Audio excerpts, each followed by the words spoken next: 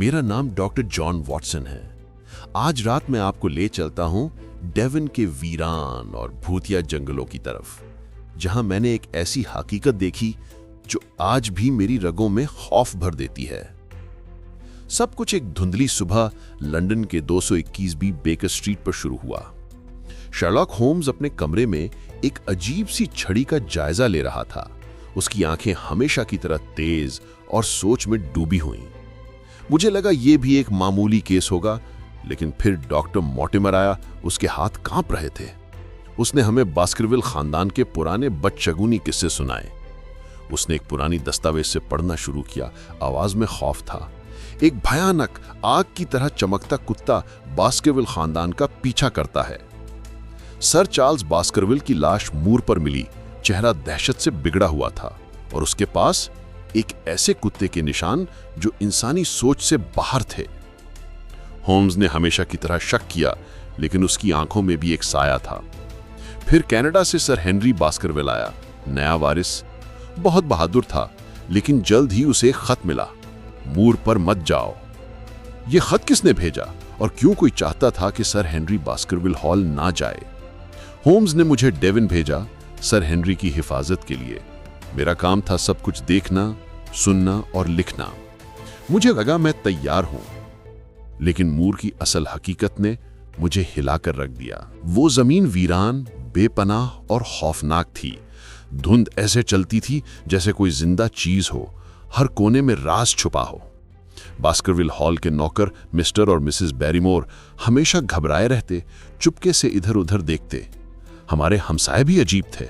स्टेपल्टन जो तितलियां पकड़ता था, और उसकी खूबसूरत बहन बेरिल जो चुपके से मुझे वार्न करती थी, सर हेनरी को मूर से दूर रखो। लेकिन असल खौफ किस चीज का था?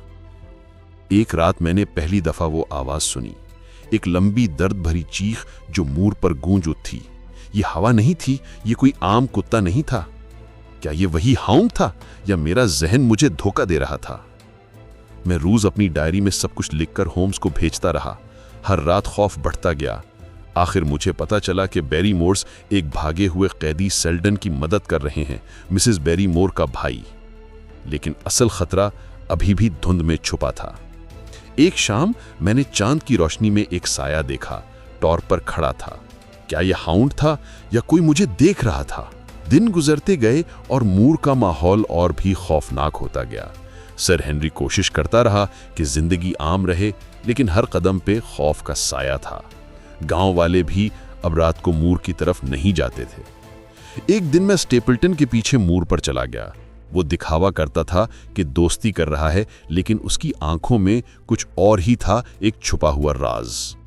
उसकी बहन बेरिल ने फिर मुझे चुपके से वार्न किया, वापस चले जाओ, मूर तुम्हारे या सर हेनरी के लिए महफूज नहीं है।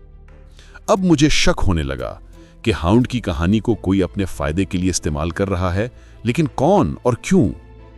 फिर एक तूफानी रात सब कुछ बदल गया।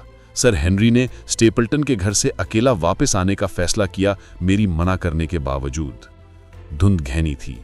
मूर में अजीब सी आवाजें गूंज रही थीं। मैं उसके पीछे चला, दिल जोर जोर से धड़क रहा था।